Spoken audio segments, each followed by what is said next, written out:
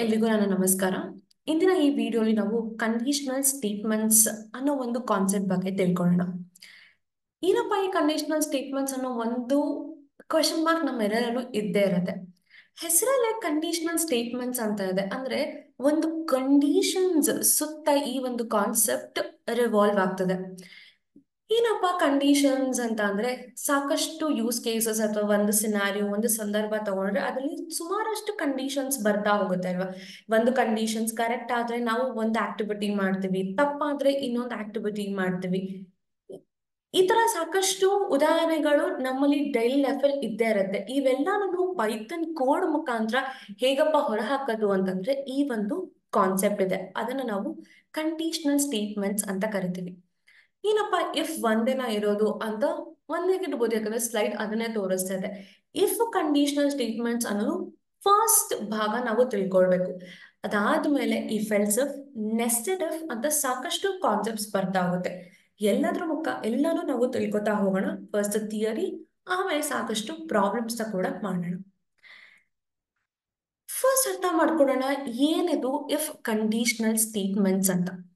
Statement ಏನ್ ಹೇಳ್ತಿದೆ ಅಂತಂದ್ರೆ, if a Python if statement evaluates whether a condition is true, condition is equal to true or false ಅಂತೆ. ಅಂದ್ರೆ ಒಂದು condition ಕರೆಕ್ಟಾ ಅಥವಾ ತಪ್ಪಾ ಅಂತ ಒಂದು ಇವ್ಯಾಲ್ಯೂಯೇಷನ್ ಈ ಕಂಡೀಷನಲ್ ಸ್ಟೇಟ್ಮೆಂಟ್ಸ್ ಮಾಡಿಕೊಡುತ್ತೆ.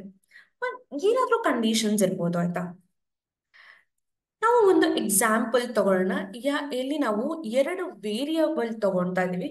ನಮಗ್ ಗೊತ್ತು ಹೇಗೆ ಒಂದು ವೇರಿಯಬಲ್ ನ ಡಿಫೈನ್ ಮಾಡೋದು, ಅದ್ರಲ್ಲಿ ಹೇಗೆ ಒಂದು ನಂಬರ್ ನ ಸ್ಟೋರ್ ಮಾಡೋದು ಅಂತ. ನಾನಿವಾಗ ಎರಡು ವೇರಿಯಬಲ್ ತಗೊಂಡು ಆ ಎರಡು ವೇರಿಯಬಲ್ ಅಲ್ಲೂ ಇರೋ ಒಂದು ವ್ಯಾಲ್ಯೂ ಈಕ್ವಲ್ ಇಲ್ವಾ ಅಂತ ಚೆಕ್ ಮಾಡ್ತೀನಿ. ಅದು ಒಂದು ಕಂಡೀಷನ್ ಅಲ್ಲ.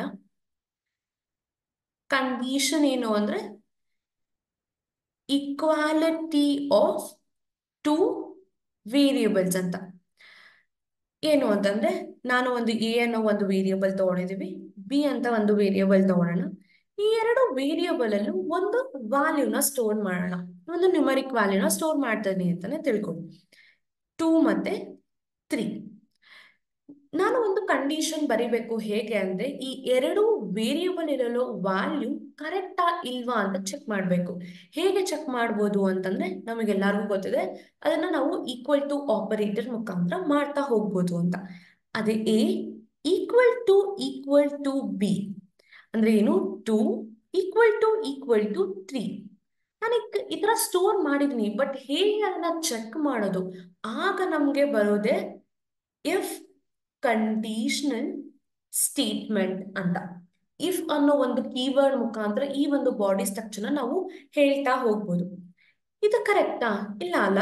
ಇಫ್ 2 ಈಕ್ವಲ್ ಟು 3, ಇಲ್ಲ ನಮ್ಗೆ ಈಕ್ವಲ್ ಇಲ್ಲ. ಇದು ಈಕ್ವಲ್ ಇಲ್ಲ ಅಂತಂದ್ರೆ ನಾವ್ ಏನಂತ ಬರಿಬೇಕು? ಔಟ್ಪುಟ್ ನಾಟ್ ಈಕ್ವಲ್ ಅಂತ ಬರಿಬೇಕು. ಅದೇ ನನಗೆ ಈ ಎರಡು ನಂಬರ್ಸ್ ಈಕ್ವಲ್ ಇದ್ದಿದ್ರೆ ನಾನು ಈಕ್ವಲ್ ಅಂತ ಬರೀತಿದ್ದೆ. ಅಂದ್ರೆ ಈ ಒಂದು ಕಂಡೀಷನ್ ಅಂದ್ರೆ if A equal to B ಅನ್ನೋ ಒಂದು ಕಂಡೀಷನ್ ಟ್ರೂ ಆದ್ರೆ ನಾನು ಬೇರೆ ಒಂದು ಆಕ್ಟಿವಿಟಿ ಮಾಡ್ತಾ ಇದೀನಿ. ಅಂದ್ರೆ ಏನಂತ, ಆ ಒಂದು ಕಂಡೀಷನ್ ನಾನು ಏನು ಬರ್ದಿದ್ದೀನಿ ಅದು ಟ್ರೂ ಆಗಿದ್ರೆ ನಾನು ಆ ಎರಡು ನಂಬರ್ ಈಕ್ವಲ್ ಅಂತ ಹೇಳ್ತಿದ್ದೆ.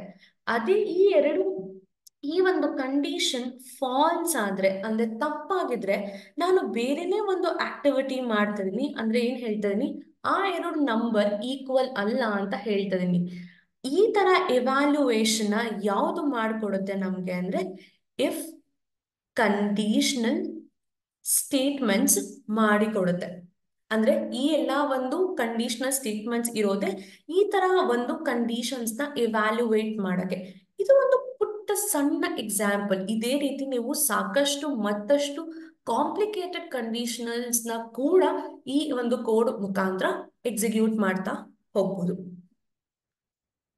ಏನು ಅಂತಂದ್ರೆ, the statement will execute a block of code even if the specified condition is true ಅಂತೆ. ಅಂದ್ರೆ if a is equals to b ಅಂದ್ರೆ ಈ ಒಂದು ಕಂಡೀಷನ್ ನಮಗೆ ಟ್ರೂ ಆದ್ರೆ ಮಾತ್ರನೇ ನಾನು ಏನಾದ್ರೂ ಒಂದು ಆಕ್ಟಿವಿಟಿನ ಮಾಡೋದಕ್ಕಾಗುತ್ತೆ. ಅದೇ ಈ ಒಂದು ಕಂಡೀಷನ್ ಏನಾದ್ರೂ ಫಾಲ್ಸ್ ಆಯ್ತು ಅಂತ ಅಂದ್ರೆ ಮುಂದೆ ನಾವು ಎಕ್ಸಿಕ್ಯೂಷನ್ಗೆ ಹೋಗೋದಕ್ಕೆ ಆಗೋದಿಲ್ಲ. ಆ ತರನೇ ನಮ್ಮ ಎಲ್ಲಾ ಕಂಡೀಷನಲ್ ಸ್ಟೇಟ್ಮೆಂಟ್ಸ್ಗಳು ಒಂದು ಸ್ಟ್ರಕ್ಚರ್ನ ಫಾರ್ಮ್ ಮಾಡ್ತಾ ಹೋಗುತ್ತೆ. ಅಂದ್ರೆ ಒಂದು ಕಂಡೀಷನ್ ಟ್ರೂ ಆದ್ರೆ ನಾವು ಒಂದು ಆಕ್ಟಿವಿಟಿ ಮಾಡ್ತೀವಿ, ಅದೇ ಒಂದು ಕಂಡೀಷನ್ ಫಾಲ್ಸ್ ಆದ್ರೆ ಮತ್ತೊಂದು ಆಕ್ಟಿವಿಟೀಸ್ ನ ಮಾಡ್ತೀವಿ ಅನ್ನೋದನ್ನ ನಾವು ಈ ಸ್ಲೈಡ್ ಮುಖಾಂತರ ತಿಳ್ಕೊತೀವಿ.